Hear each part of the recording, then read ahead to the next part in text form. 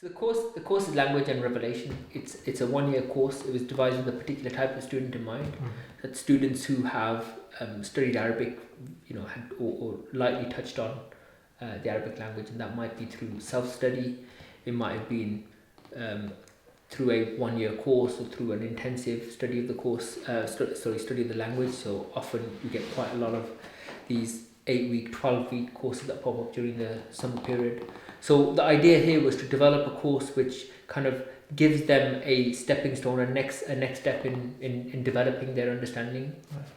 And it was also, for what we were finding, were there were three types of student really: students that just wanted to touch it and then kind of pick it up themselves in their own time; students that want to really develop, and the Arabic language is just a stepping stone for studying the tradition in more detail; and then there's the group in the middle who were not sure. So they know they love the language, they're interested in it, they've studied it, but actually they want to develop it more, but they don't necessarily want to go into anything intensive. So this is there to bridge that gap.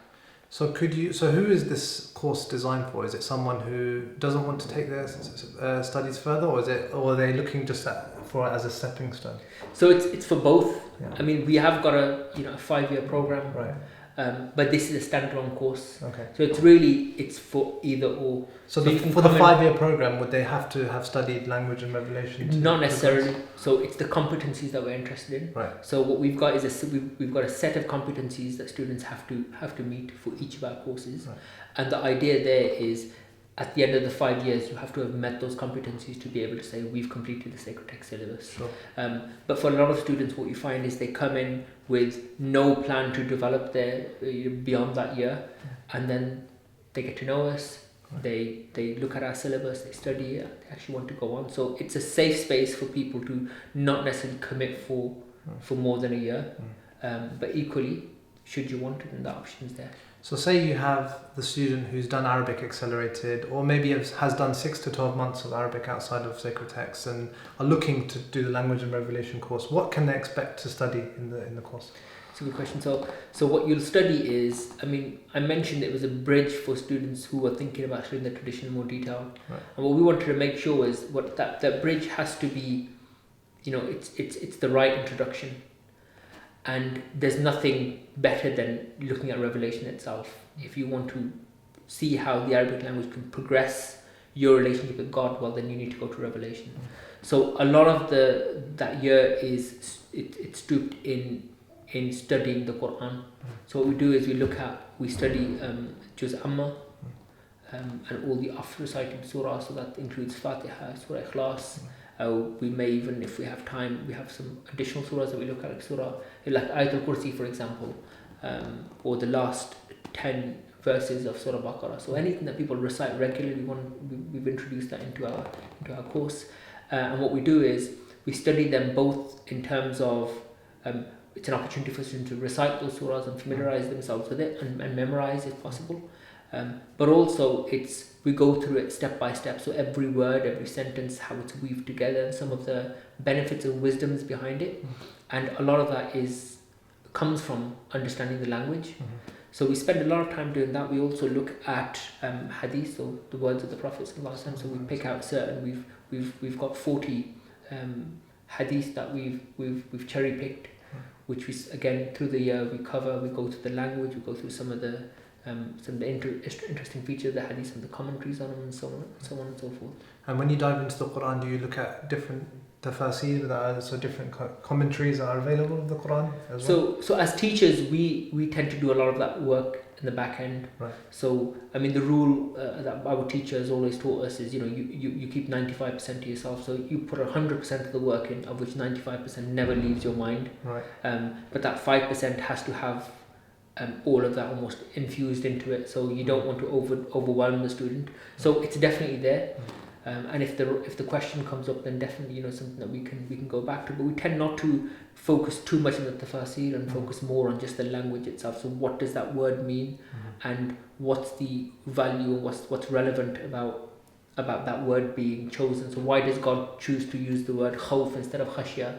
And things like that, and really addressing that from with the tafsir in mind, but actually trying to go back to the language of what is the significance of these root letters. And in how engaging is the classroom environment? Is it very much a lecture focus based class where the teacher takes predominantly most of the discussion, or is it kind of more discussion where it's a bit of a balance between students and teachers? I mean, we aim for the balance between, for me, to get the best out of your students, you want to make sure they're engaged. So I need to know, I like to know that my students are fully conscious and cognizant of what's being discussed, and often that works by prompting them to answer questions, or even encourage them to ask questions. And it's not always critical to what we're studying in the class. Sometimes students go off on a really interesting aside, a segue into something even more fascinating that comes back to the language, and before you know it, we've spent 20 minutes talking about something which is related to the language, and it's definitely significant and relevant, but it's not necessarily where the conversation started. And I think that really inspires students to build a relationship, not just with the with the syllabus and the content of what they're studying, but also most importantly with the teacher and also their peers around them. Absolutely. And in terms of advice that you'd give to someone who's keen to start the program but they're not necessarily sure whether the Arabic isn't up to scratch, or whether they've studied more, they feel that they've studied more than enough Arabic and they don't know where to take their studies, what sort of advice would you give someone who's looking to take things further? I mean, first and foremost, the fact that somebody's having that dilemma is a good thing, because it means you're looking to make an informed decision rather than an impulsive decision. And something like Arabic, it shouldn't rely solely on impulse. There is a degree of impulse involved, because whenever you're making a commitment to anything, you have to just take the leap eventually. There's to be that leap of faith, as it were. But what you don't want is just suddenly to make that impulsive decision without having thought it through. So one of the problems with thinking things through is that you have indecision. So that's a very natural process, and that's what I would say to prospective students. It is very natural to feel that way. And the way you address that is, first and foremost, think about purpose. Why am I wanting to do this? And if you feel like you can achieve it without joining the class, then by all means go ahead. I think to some degree you might be able to be successful. Students that I have encountered in the past, students that have come into my year 2 class having done an equivalent year 1 on their own, but it's not the norm. It's few and far between.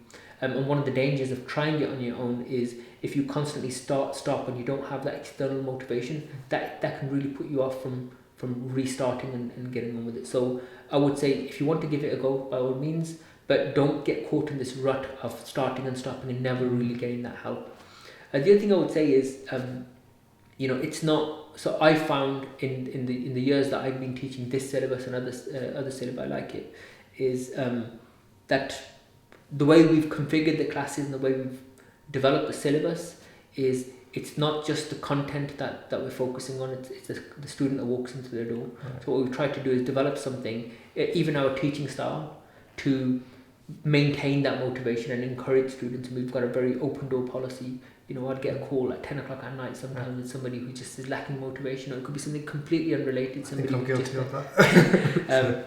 Or it could be that you're having something's happening in your life and you just need someone to talk to. I think building that relationship it's not a chore to come to class. Now, certainly I've not had students that have felt like it's a chore for them to come to class, or at least they haven't told me that. But I have got lots of students who would say that it's the best decision that they've ever made. And equally, there's students that have studied a year and have moved on to bigger and better things, and that's good. Having started off thinking I'm only going to study a bit of Arabic has developed into I'm going to do a PhD. So I feel like we've in some way facilitated, or at least been part of that in some way. So my advice is, don't be put off by indecision. It's a very natural process. Do your research. If you feel like you can self-study, then give it a go. But self-study will never replace. It'll never be the same as studying in a classroom, because you build networks, you build friends, you build, of course, relationships, and you can get a lot more out of less investment in time, because you have experience by your side. So I think, you touched on this, about how students wanting to, they end up in a vicious cycle of starting a course and stopping a course. And I remember hearing that the best book is the one you start at the beginning and the one you finish at the end. And so just to find the point on that, what sort of advice would you give someone who kind of that motivation of studying Arabic. After a year, they kind of get excited, they study, and they feel that that course is no longer exciting them, whereas they're still progressing in their studies, but they decide to move elsewhere. So what sort of advice would you give someone who tends to move around different courses? Again, I think it depends from person to person. Right.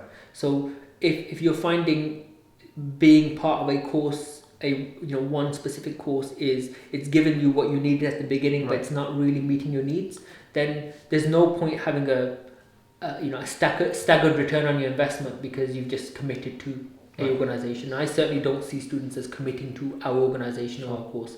What you should commit to is the purpose that you started with, and stay true to that purpose.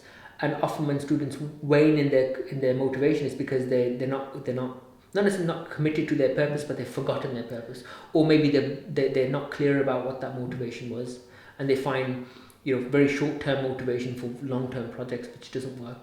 Arabic requires for you to think about why you're studying it in not necessarily depth, but at least in a very considered way, so that you can constantly keep coming back to that, and that's what gets you through those